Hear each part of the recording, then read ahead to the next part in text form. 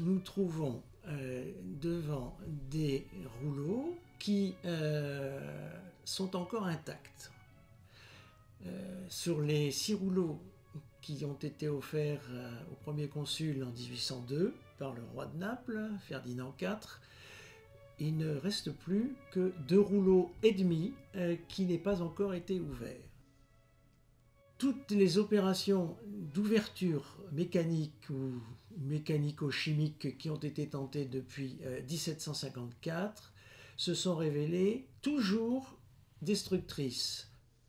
L'idée est, depuis un certain nombre d'années, de faire en sorte de lire le contenu des rouleaux d'une manière non destructrice. La solution à laquelle nous songeons depuis maintenant les années 1990, c'est la possibilité d'utiliser les rayons X pour essayer de voir l'intérieur des rouleaux.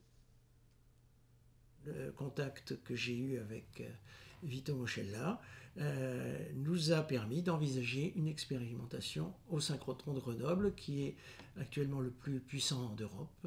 Et lui-même et les collègues qui se sont joints à lui pour la première expérimentation étaient à peu près certains qu'ils arriveraient à relever le défi de faire apparaître des lettres.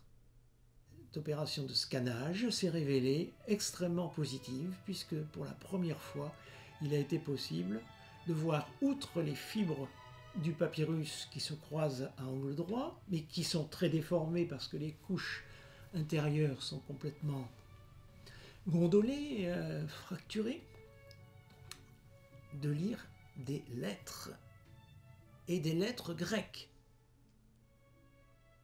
Les spires ont été violemment desséchés par l'éruption du Vésuve qui les a en même temps conservés, et en même temps les rouleaux se sont contractés sur eux-mêmes.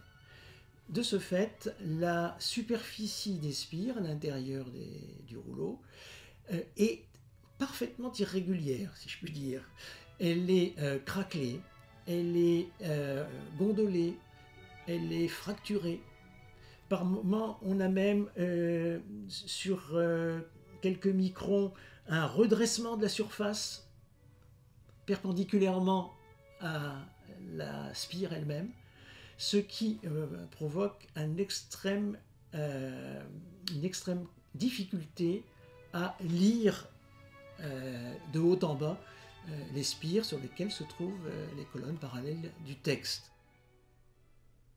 Nous avons extrait donc de ces reconstructions virtuelles qui, elles, sont verticales, un peu au hasard, et de préférence plutôt dans le centre du rouleau où les spires sont moins serrées, nous avons réussi à mettre en évidence des lettres, des groupes de lettres, des alignements, pas toujours très distincts, mais qui visiblement sont des lignes d'écriture.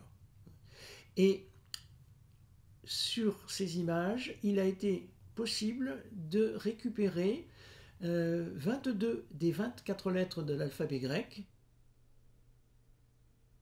Cet article a fait beaucoup de bruit, beaucoup plus de bruit qu'on ne l'aurait jamais imaginé au niveau international et pas seulement franco-italien.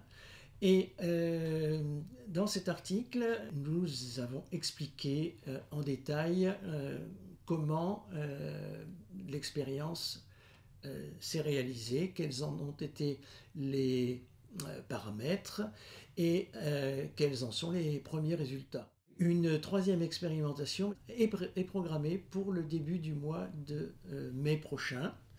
Et les paramètres de cette expérimentation sont en cours de discussion. Et ce brainstorming peut nous amener à choisir en définitive quelque chose d'encore différent. Peut-être cette fois-ci un procédé de tomographie par diffraction.